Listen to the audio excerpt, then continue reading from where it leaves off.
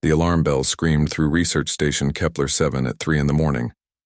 Dr. Amanda Clark jumped out of bed and ran to the main control room. Her heart was beating fast as she thought about what could be wrong. Space was full of dangers, and their small station was far from Earth. Captain Jake Morrison was already there, looking at the big screen that showed space around them. His face was serious, and Amanda could see worry in his eyes. She had worked with Jake for 2 years now, and she knew that look meant trouble. "What is it?" Amanda asked as she reached his side. "We got a message," Jake said quietly. "But not from Earth. Not from any human ship." Amanda felt cold fear run down her back. "Aliens?" "Yes, and they want to talk." Lieutenant Commander Lisa Harper ran into the room, still putting on her uniform jacket. Lisa was their best person for talking to new species, but even she looked scared. Behind her came Chief Engineer Paul Bennett and Security Chief Maria Santos. Everyone looked worried. "Show me the message," Amanda said. Jake pressed some buttons and the screen changed. Strange sounds filled the room, clicks, growls, and deep rumbling noises. But under the alien sounds there was something else. A computer voice was translating the message into English. "Greetings, human creatures. We are the Vorthak. We know you are weak. We know you are small. But we have watched you. We have studied you. We want to meet." The message stopped. Everyone in the room was quiet for a long moment. "The Vorthak," Lisa whispered. "I know that name." Amanda looked at her. "What do you know?" "They are killers," Lisa said. "Every species in the galaxy fears them. They have destroyed whole worlds. They never talk to anyone. They just attack and take what they want." "But they want to talk to us," Jake said. "Why?" Before anyone could answer, the screen lit up again. This time there was no sound. Instead, they could see something moving in space outside their station. It was a ship, but not like any ship Amanda had ever seen. It was huge and black, with sharp edges that looked like teeth. It moved without making any noise, like a shark swimming through dark water. "How did it get so close without us seeing it?" Paul asked. "Their technology is much better than ours," Jake said. "If they wanted to destroy us, we would already be dead." The alien ship stopped near their station. For several minutes, nothing happened. Then a small part of the ship broke away and started moving toward them. It was coming to dock with their station. "Should we let them come aboard?" Maria asked. Her hand was on her weapon. Jake thought for a moment. "We don't have a choice. If they wanted to hurt us, they would have done it already. And if we say no, they might get angry." Amanda watched the small alien ship connect to their station. She could hear the sound of metal touching metal. Then there was a hissing sound as the doors opened. "Stay behind me," Maria told everyone. She moved to the front of the group with her weapon ready. Heavy footsteps came down the hallway toward them. Amanda held her breath. She had studied alien life for many years, but she had never met a real alien before, especially not one from a species that everyone in the galaxy feared. The footsteps stopped just outside their room. Then a voice spoke in perfect English. "We come in peace, humans. May we enter?" Jake looked at his team, then called back, "You may enter." 3 creatures walked into their room. Amanda had to stop herself from stepping backward. The Vorthak were huge, at least 8 feet tall. They looked like a mix between a lizard and a wolf. Their skin was dark gray with black spots. They had long arms with sharp claws, and their faces had teeth that looked like knives. Their eyes were yellow and seemed to glow in the light, but the strangest thing was how they moved. Despite their size and scary appearance, they moved carefully and quietly. They did not seem angry or ready to fight. They seemed almost nervous. The one in front stepped forward. When it spoke, Amanda could see rows of sharp teeth. "I am War Commander Zethkol of the Vorthak Empire. These are my officers, Sub-Commander Veltar and Science Leader Hicks Noon." Jake stepped forward. "I am Captain Jake Morrison. This is Dr. Amanda Clark, our science officer. We welcome you to our station." War Commander Zethkol made a sound that might have been surprise. "You are not afraid?" "We are afraid, Amanda found herself saying. But we are also curious, why have you come here? The three aliens looked at each other. Amanda could see something pass between them, some kind of communication she did not understand. We have a problem, Zethkol said finally. A problem that threatens our entire species. We have studied many races in this galaxy looking for help. Most species run when they see us. Others try to fight us. But humans do something different. What do we do? Lisa asked. You protect your young, the alien said. Even when it puts you in danger. Even when the young are not your own. We have watched human parents. We have seen humans risk their lives to save children they do not know. This is unusual. Amanda felt confused. You came here to talk about human parents? We came here because our children are dying, Zethkol said. His voice became quieter, sadder. For thousands of years the Vorthak have been warriors. We are the strongest species in the galaxy. We can defeat any enemy. But we have forgotten how to be gentle. We have forgotten how to care for our young. The science leader Hixnoon stepped forward. She was smaller than the others but still much bigger than any human. She was carrying a small device that projected images into the air above it. These are our children, she said. Amanda gasped. The images showed small creatures that looked like tiny versions of the adult Vorthak. But these babies looked sick and weak. Many of them were lying still, as if they were sleeping. But Amanda could tell they were not sleeping. They die because we do not know how to care for them, Hixnoon continued. We give them food. We give them shelter. But they need more. They need what humans call love. They need patience and kindness. These are things we have bred out of ourselves. You want us to teach you how to be parents? Amanda asked. No, Zethkol said. We want you to be the parents. The room became completely silent. Amanda could hear her own heartbeat. She looked at Jake, then at the others. Everyone looked shocked. You want us to raise your children? Jake asked slowly. Yes, we know it sounds impossible. We know you have no reason to help us. We are your enemies, or should be. But we have studied 17 different species in this galaxy. All of them said no. Humans are our last hope. Amanda stared at the images of the dying alien babies. They looked so small and helpless, nothing like their fierce parents. Why do you think we would say yes? She asked. Zethkol looked directly at her with his glowing yellow eyes. Because humans are the only species we have found that will risk everything to save children, even children that are not their own. You are weak in body but strong in heart, and that strength is what our children need to survive. Amanda felt something change inside her as she looked at those images. These were babies, no matter what species they were. They were dying, and their parents did not know how to save them. We need to contact Earth, Jake said. This decision is too big for us to make alone. We understand, Zethkol said, but please decide quickly. Every day we wait, more of our young die, and if our species dies out, the galaxy will be a much more dangerous place. There are worse things than the Vorthak and the dark spaces between stars. We are often the only thing standing between them and the weaker species.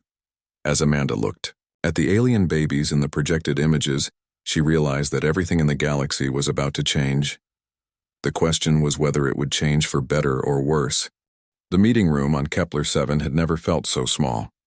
Captain Jake Morrison sat at the head of the table looking at his senior officers. Dr. Amanda Clark was reading through the biological data the Vorthak had given them. Chief Engineer Paul Bennett kept shaking his head in disbelief. Security Chief Maria Santos had her arms crossed and looked angry.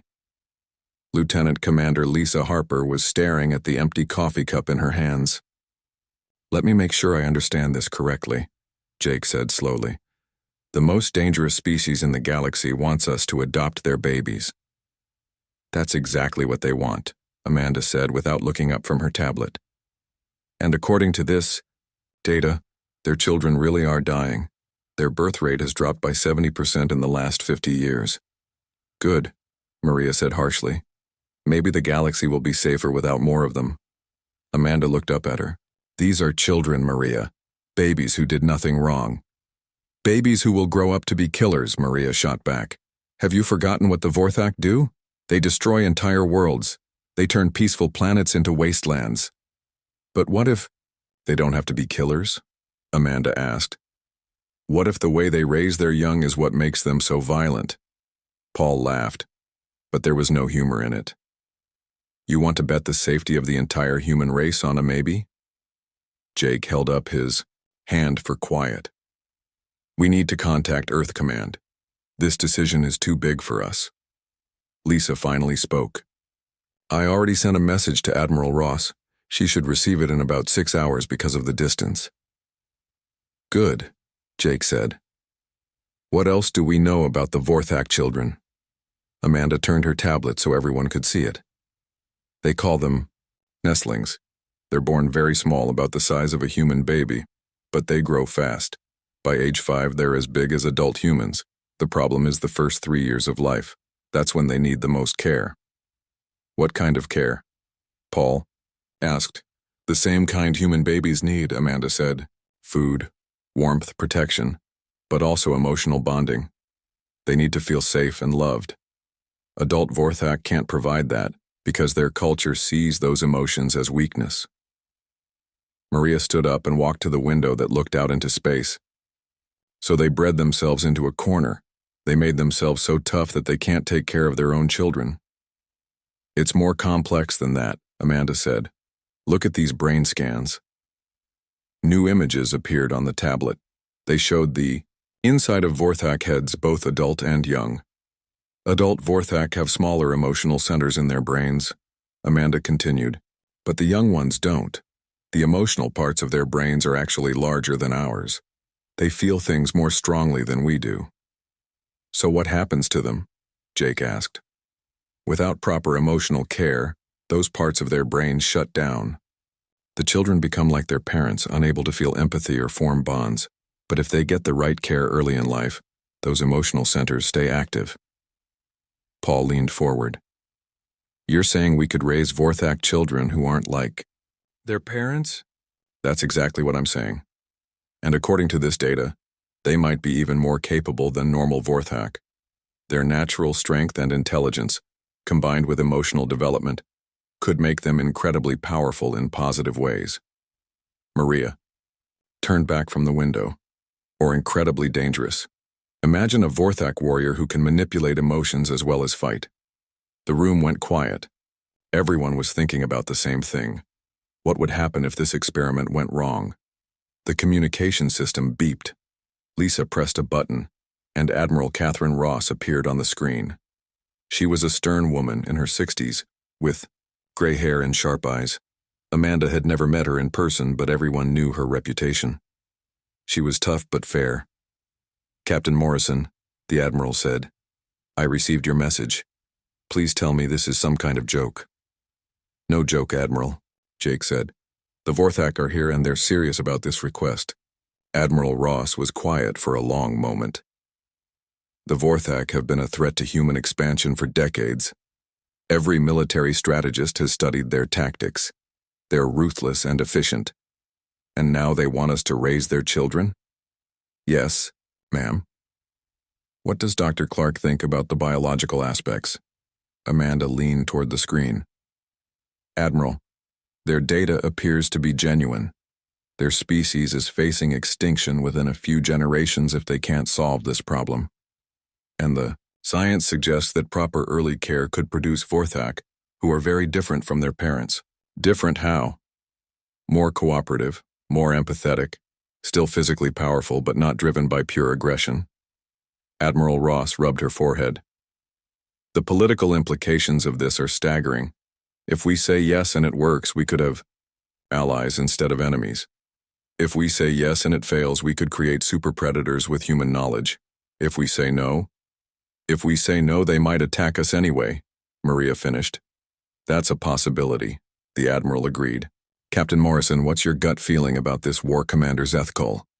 Jake thought carefully before answering. He seems desperate, Admiral. And desperate people do desperate things. But I don't think he's lying about their children dying. There was something in his voice when he talked about it. Admiral, Amanda said. I'd like to volunteer for a trial program. Everyone stared at her. Jake felt his stomach drop. Absolutely not, Jake said quickly. Hear me out, Amanda continued. What if we start small, 1 or 2 nestlings? I study child development as well as xenobiology. I could document everything. If it works, we expand the program. If it doesn't, we stop. You want to adopt alien babies, Paul said. Alien babies that will grow up to be 8-foot-tall predators. I want to save children, Amanda said firmly. And maybe save our species in the process. Admiral Ross looked thoughtful. Dr. Clark, are you married? Do you have children of your own? No, Admiral, but I've always wanted children. I just never found the right person or the right time. This is insane, Maria muttered. Maybe, Amanda said. But sometimes insane ideas are the only ones that work. The Admiral was quiet for several minutes. Everyone waited. Dr. Clark, she finally said, if we approve this, you would not be alone. We would send additional personnel, child psychologists, security experts, medical staff. This would be a full research project, not just you playing alien mother. Understand, Admiral. Captain Morrison, what are the current defense capabilities of your station?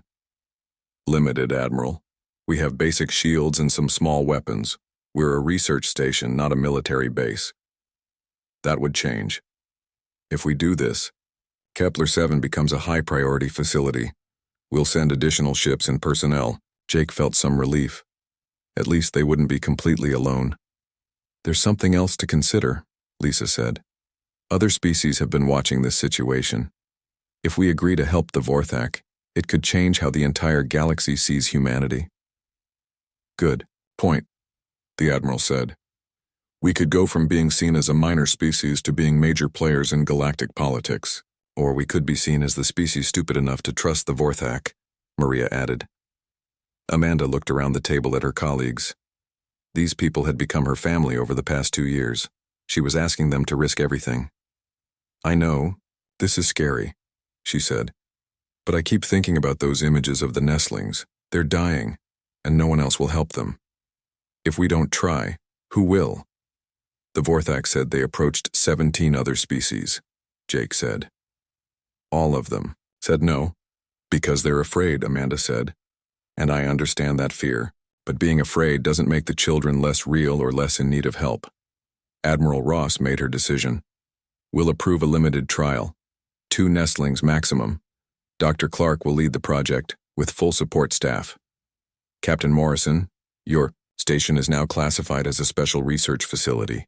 You'll receive additional personnel and equipment within the week. Amanda felt her heart jump. They were really going to do this. Thank you, Admiral, she said. Don't thank me yet, Doctor. If this goes wrong, we'll all pay the price, but if it goes right... The Admiral paused. If it goes right, we might change the galaxy forever. After the Admiral signed off, the room was quiet again. Finally, Paul spoke. Well, I guess we're about to become the first humans to raise alien children. The first humans to raise Vorthak children, Maria corrected. Let's hope they don't eat us when they get bigger. Amanda looked out the window at the Vorthak ship still docked to their station. Somewhere inside that ship were creatures who trusted humans enough to give them their most precious possessions, their children. She just hoped that trust wasn't misplaced. The cargo bay of Kepler-7 had been changed into something that looked like a nursery. Dr. Amanda Clark walked around the room one more time, checking everything. There were 2 small beds, feeding stations, toys that the Vorthak had said their young might like, and monitoring equipment to track the health of their soon-to-arrive guests. Dr. Ryan Torres stood beside her, looking nervous. He was a child psychologist who had arrived on the transport ship 3 days ago. He specialized in helping human children who had been through terrible experiences. Now he would be working with alien children instead. I still can't believe we're doing this, Ryan said quietly. Neither can I, Amanda admitted. But here we are. Carol Swift was arranging the toys in one corner of the room. She had been a teacher on Earth for 20 years before volunteering for this project. She was a small woman with kind eyes and gentle hands. Amanda hoped those qualities would help with the nestlings. The Vorthak said their young like things, That make noise, Carol said, holding up a small device that clicked and beeped. I brought some musical instruments from Earth, too. Children usually love music. Captain Jake Morrison came into the room with War Commander Zethkol. The huge alien had to duck through the doorway. Even after a week of meetings, Amanda still felt a little fear when she saw him, but she was getting used to it.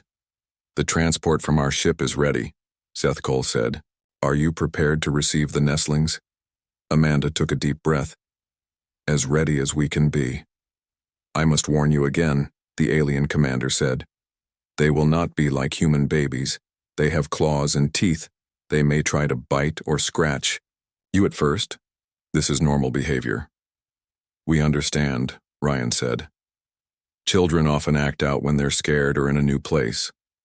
Zethkol made a sound that might have been surprise. You think of them as children, not as young Vorthak. What's the difference? Carol asked. The alien was quiet for a moment. Perhaps there is no difference. We have forgotten that our young are children first. Sub-Commander Veltar entered the room carrying a large container. It looked heavy, but he carried it easily. Amanda could hear soft sounds coming from inside, squeaks and chirps that sounded almost like bird noises.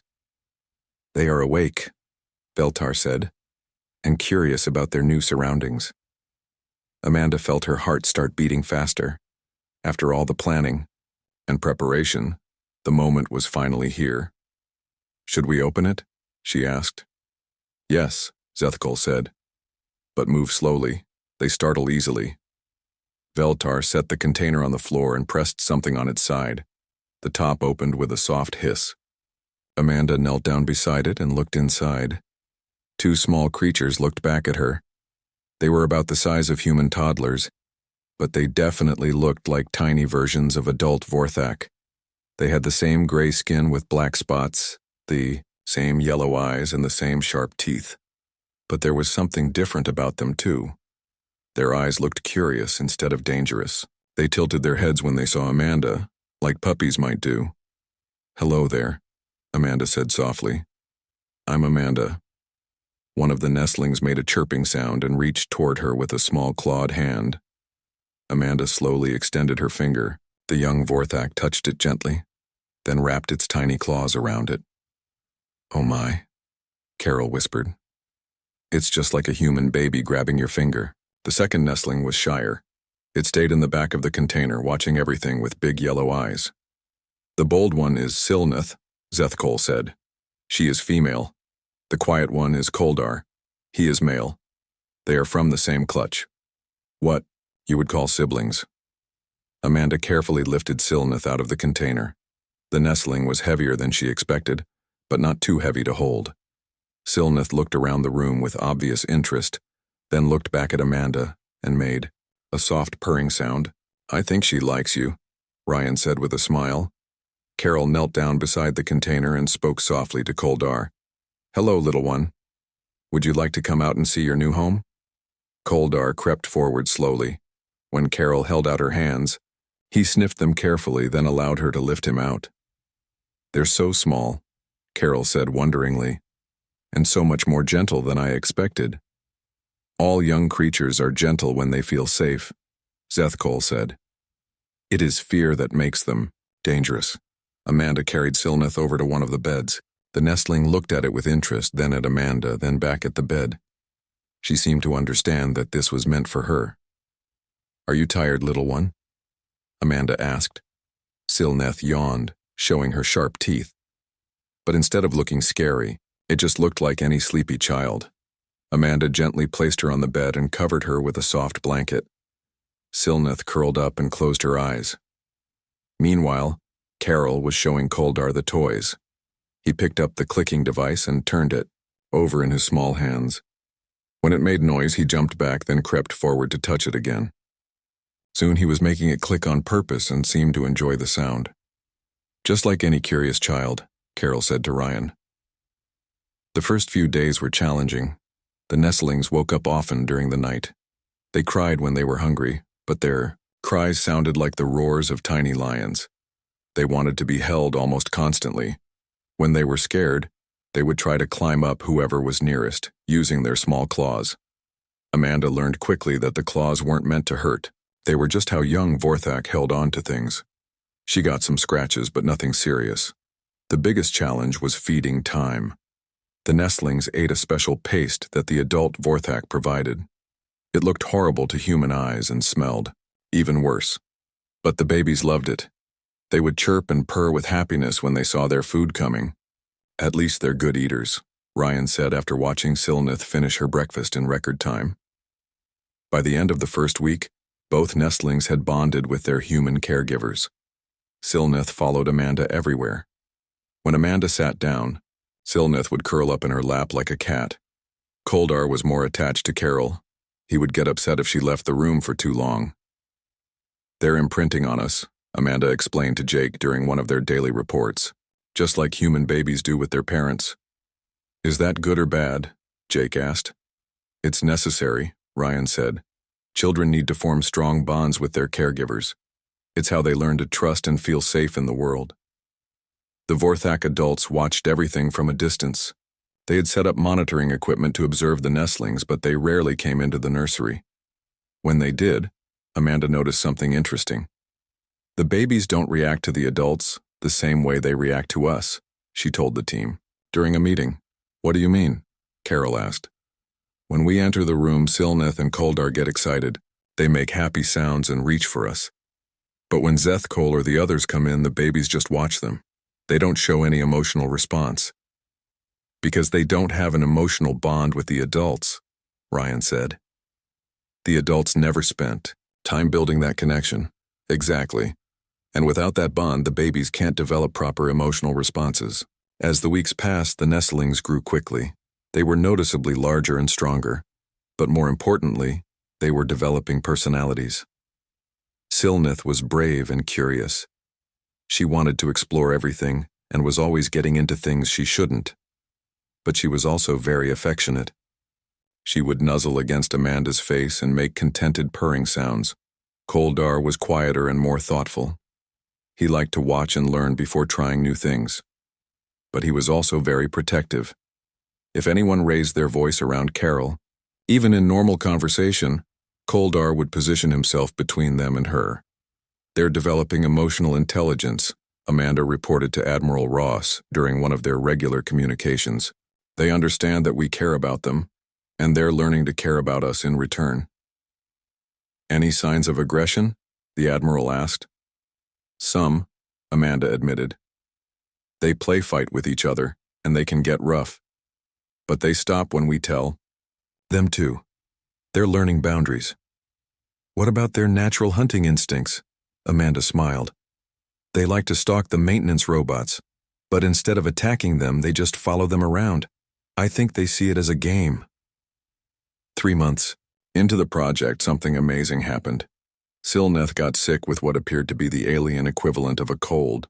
She was listless and wouldn't eat. Amanda was worried sick, but Koldar surprised everyone. He brought Silnith his favorite toy and curled up next to her bed. He made soft chirping sounds, as if he was trying to comfort her. When the adult Vorthak saw this behavior, they were stunned. "Young Vorthak do not usually show care for others," Zethkol said quietly. "They compete for resources. They do not share or comfort." "Children learn by watching," Carol said. "They see us taking care of them, so they learn to take care of each other." Amanda looked at the 2 nestlings sleeping peacefully in their beds. Silnith was feeling better, and Koldar was still staying close to make sure she was okay. "I think we're seeing something that has never existed before," she said. "Vorthak who can love." Captain Morrison made a note in his daily report that night. Project status: successful beyond all expectations. The nestlings are developing emotional bonds and caring behaviors never seen in their species. Dr. Clark and her team are not just raising alien children. They may be changing the future of an entire race. 2 years had passed since Silnith and Koldar arrived at Kepler-7. Dr. Amanda Clark watched them playing in what was now called the training room. They were no longer small babies. Silnith was almost as tall as Amanda, and Koldar was even bigger. Their claws were sharp enough to cut metal, and their teeth could bite through steel cables. But right now they were having a tea party with Carol Swift, using tiny cups and being very careful not to break anything. More tea, please, Silnith said in perfect English, holding out her cup with one massive claw. Of course, dear, Carol replied, pretending to pour from an empty teapot. Amanda smiled as she watched. The scene would have been funny if it wasn't so important. These two young Vorthak had grown into something completely new, powerful predators who chose gentleness over violence. Dr. Ryan Torres came up beside her. The psychological development reports are incredible, he said quietly. Their empathy scores are higher than most human children their age. Any word from the other stations? Amanda asked. Excellent progress everywhere. We now have 47 nestlings in human care across 12 different stations. All of them are developing the same emotional bonds and cooperative behaviors. Amanda felt proud but also worried. The program had been too successful. Word was spreading across the galaxy about the human-raised Vorthak, and not everyone was happy about it. Captain Morrison wants to see us in the command center, Ryan said. Something about a priority message from Earth Command. They walked through the station corridors that had become home. Kepler 7 was much larger now, with additional sections built to house more personnel and equipment. Security had been increased dramatically after some concerning intelligence reports from other sectors. Captain Jake Morrison looked grim when they entered the command center. Admiral Ross was on the main screen and her expression was just as serious. Dr. Clark, the Admiral began, we've received intelligence that the hegemony of Krell is planning an attack on your station. Amanda felt her blood go cold. The Krell were almost as dangerous as the Vorthak, but in different ways. Where the Vorthak were direct warriors, the Krell were sneaky and cruel. They enjoyed causing pain and fear. When? She asked. Soon. Our spies report that they see the human-raised Vorthak as a threat to galactic stability. They believe that emotional Vorthak will be impossible to predict or control. They're right about that, War Commander Zethkol said as he entered the room. The massive alien had to duck through the doorway as always. Vorthak who can think beyond themselves are indeed unpredictable. We might choose cooperation over conquest. The Krell can't allow that, Admiral Ross continued. They've built their power by keeping other species fighting each other. If the Vorthak become peaceful, it disrupts their entire strategy. Jake leaned forward. What are our defensive options? Limited, the Admiral admitted. We're sending additional ships, but they won't arrive for 3 days. The Krell attack fleet could be there in 12 hours. Amanda's mind raced. What about evacuating the nestlings? Where? Zethkol asked. If they destroy this station, they will hunt down every human-raised Vorthak in the galaxy. This is our only chance to stop them. You want to fight them here? Jake asked. We have no choice, the alien commander replied. But we have advantages they do not expect. Such as, Zethkol looked toward the training room where the young Vorthak were still playing. They have never faced Vorthak who fight to protect others instead of just themselves. Amanda suddenly understood. You want to use Silneth and Koldar in the battle. Not as soldiers, Zethkol said quickly. But their abilities could help defend the station. They know this place better than any adult Vorthak. They care about the humans here, and they are stronger than their size suggests. Absolutely not, Amanda said firmly. They're children. Children who will die if we lose this battle, the war commander pointed out, as will all the humans they love. The argument was interrupted by a soft voice from the doorway. We want to help. Everyone turned to see Silneth standing there. She had grown graceful as well as strong, moving so quietly that none of them had heard her approach. Koldar was behind her, as usual staying close to his sister. You were listening, Amanda said. We always listen when the adults talk about serious things, Silneth replied. We know about the Krell. We know they want to hurt our family. Amanda felt her heart clench. Silneth had called the humans her family. It's too dangerous, Amanda said. Everything is dangerous now, Koldar said quietly. He spoke less than his sister, but when he did, people listened. Hiding won't make us safe. What exactly do you think you can do? Jake asked. Silneth and Koldar looked at each other, After 2 years with them, Amanda could read their expressions. They were communicating in the way that siblings do. "We know all the maintenance tunnels," Siloneth said. "We can move through the station without being seen. We can disable their equipment from inside," Koldar added. "Humans taught us how machines work." Amanda looked at Ryan and Carol, who had just arrived. Carol's face was pale. "They're not soldiers," Carol said. "They're my students." "Teacher Carol," Silneth said gently, "you taught us that families protect each other. You are our family. We protect you." The main alarm started blaring. Security Chief Maria Santos's voice came over the communication system. "Unknown ships. Approaching fast. Multiple contacts. This is not a drill." Jake ran to the tactical display. 12 ships appeared on the screen, moving toward Kepler 7 in attack formation. Krell warships, Zethkol confirmed grimly. Heavily armed. "Our defenses?" Jake asked. "We have shields and some weapons," Maria reported over the comm, "but not enough to stop 12 ships. "The Vorthak vessel?" Amanda asked. "Ready to fight?" Zethkol said. "But 1 ship against 12 is poor odds." Silneth stepped forward. "Let us help, please." Amanda looked at the young Vorthak she had raised from a baby. Silneth's yellow eyes were determined but not angry. She wanted to fight not because she hated the enemy but because she loved her family. "What would you need?" Amanda asked quietly.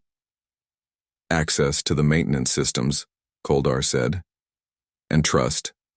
Ryan stepped forward. "I could coordinate with them, keep them connected to the command center." "This is insane," Maria's voice crackled over the comm. "So was raising Vorthak babies," Jake said. "But that worked out." The first explosion shook the station. The Krell had arrived and started their attack. "Shields down to 80%, Maria reported. Amanda made her decision. "Do it. But you stay in constant contact.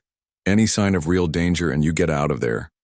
Silneth bounded forward and hugged Amanda tightly. For a moment, Amanda felt like she was just hugging her daughter goodbye. "We will make you proud, Mother Amanda," Silneth whispered.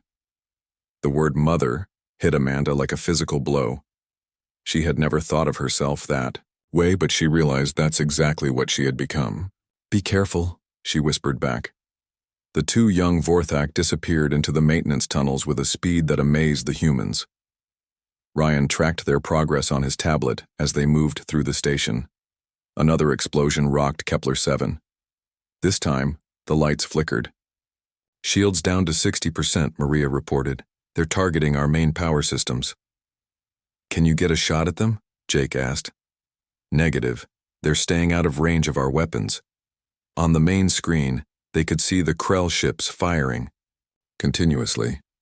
The alien vessels looked like giant insects, all angles and spikes. "Vorthak ship engaging," Zethkol reported as his vessel moved to intercept the attackers. The battle had begun.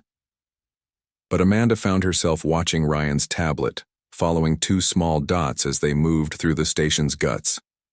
Her children were going to war, and there was nothing she could do but trust that she had raised them well enough to survive. "First target reached," Ryan reported. "They're accessing the environmental controls." Suddenly, several of the Krell ships started spinning out of control. Their engines sputtered and died. "What happened?" Jake asked. Silneth's voice came through, Ryan's communicator. "We turned off their air recycling systems. Krell can't breathe our station's atmosphere. They have to retreat or suffocate." Amanda smiled despite her fear. Her children had found a way to fight without killing anyone. But the remaining Krell ships were getting closer, and they looked very angry. The remaining 8 Krell ships moved closer to Kepler 7, their weapons charging for what looked like a final attack. Dr. Amanda Clark watched the tactical display with growing fear.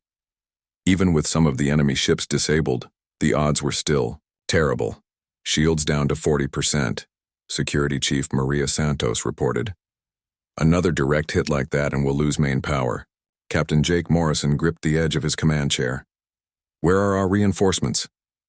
"Still 2 hours away," Lieutenant Commander Lisa Harper said grimly. Dr. Ryan Torres was tracking Silneth and Koldar on his tablet as they moved through the station's maintenance tunnels. "They're approaching the main communications array," he reported. Silneth's voice came through the communicator, slightly out of breath. We can jam their coordination systems, make it harder for them to work together. Do it, Jake ordered. On the main screen, the Krell ship suddenly started moving in confused patterns. They were no longer attacking as a coordinated fleet. War Commander Zeth Cole's ship swooped in and destroyed one of the confused vessels. Excellent work, little ones. His deep voice rumbled through the comm system, but the victory was short-lived. The largest Krell ship broke away from the others and aimed directly at the station's main hull. Its weapons started glowing with a dangerous red light. That's a plasma cannon, Maria said with alarm. If they fire that thing, it'll go right through our shields and hull. Amanda felt sick. All their work, all their progress might end here. The young Vorthak they had raised, the bonds they had formed, the hope for a better galaxy. It could all be destroyed in the next few minutes. Mother Amanda, Silneth's voice came through the communicator. We have an idea, but it's dangerous. What kind of idea? Amanda asked, though she was afraid to hear the answer. We can get to their ship, Koldar said quietly. The maintenance airlocks connect to emergency escape pods. We can launch ourselves toward their vessel. Absolutely not, Amanda said immediately. That's suicide. Not if we're careful, Silneth insisted. Vorthak are built for space.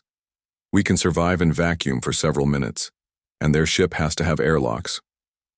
Ryan was checking something on his tablet. The math actually works, he said reluctantly. The distance is short enough and Vorthak physiology could handle the exposure. I won't let you do it, Amanda said firmly.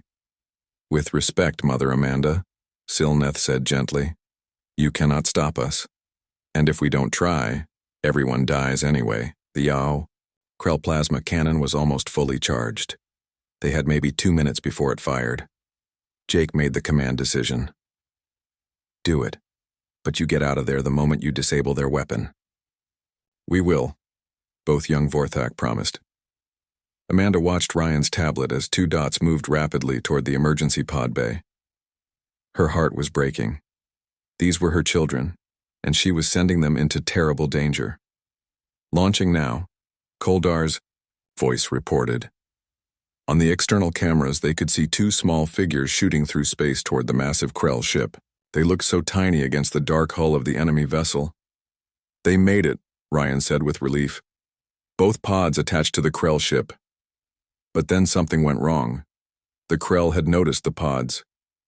Amanda could see movement on their ship, as enemy soldiers moved to intercept the young Vorthak. They're waiting for you, she said into the communicator. It's a trap. We know, Silneth replied calmly. But we have advantages they don't expect.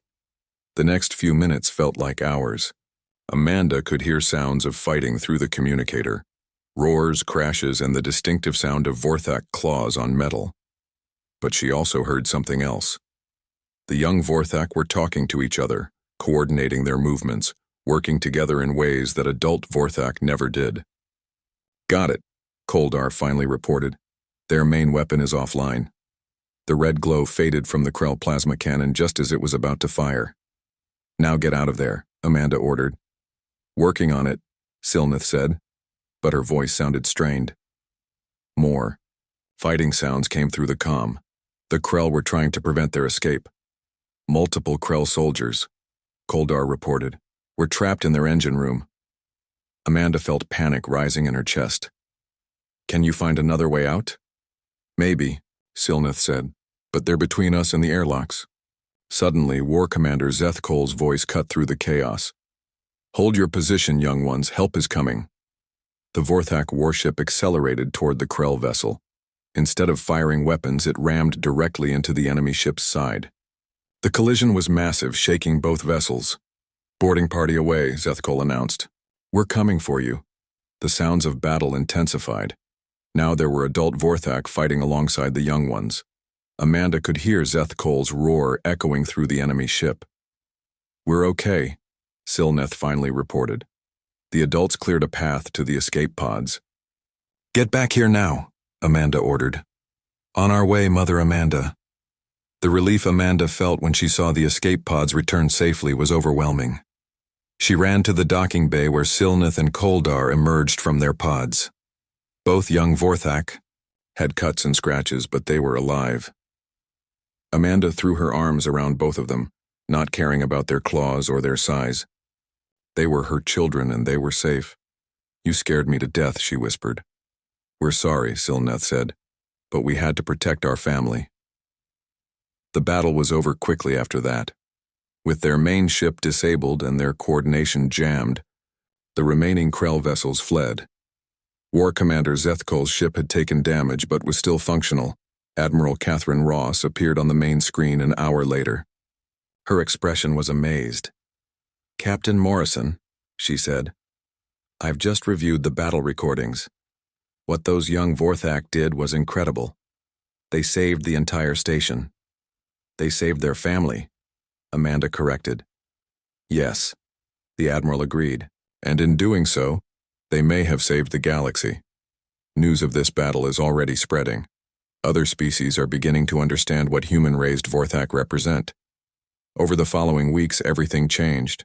More species began requesting human help with their own children. Not just aggressive species, but peaceful ones who wanted their young to learn human values of cooperation and empathy. The Interspecies Development Initiative was established with Dr. Amanda Clark as its director. Kepler-7 became the headquarters for a program that would eventually span dozens of worlds. 5 years after the first nestlings arrived, Amanda stood in the observation deck of the new facility, watching hundreds of young aliens playing together in the gardens below. Silnith was now an adult, serving as a bridge between species and helping to train new human caregivers.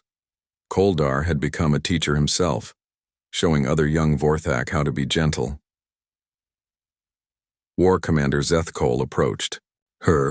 He moved more slowly now, but he was still impressive. "The Council of Worlds has made their decision," he said. "Humans are to be granted permanent seats on the Galactic Assembly." Amanda smiled. "Because we're good fighters?" "No," the old warrior said. "Because you are good parents, and in a galaxy full of young species learning to grow up, that is the most valuable skill of all." Through the window, Amanda could see Silnith teaching a group of alien children how to plant flowers. The young Vorthak was as tall and strong as any warrior, but she used her claws to gently dig holes in the soil. "You know," Amanda said to Zethkol, "when you first came to us, I thought you were asking us to raise your children. But I think you were really asking us to help you remember how to be children yourselves." The old Vorthak made a sound that might have been laughter. "Perhaps you are right. My people spent so long being warriors that we forgot we were once young, and curious and full of wonder." "Everyone was young once," Amanda said. "Everyone deserves a chance to remember what that felt like." As the sun set over the facility, casting long shadows across the gardens, Amanda watched her extended family of humans and aliens working together. The galaxy's deadliest species had indeed chosen humans to raise their young. But in the process, they had helped humanity become something greater. Not conquerors or warriors, but the galaxy's parents, teachers, and guides. And perhaps that was the greatest victory of all.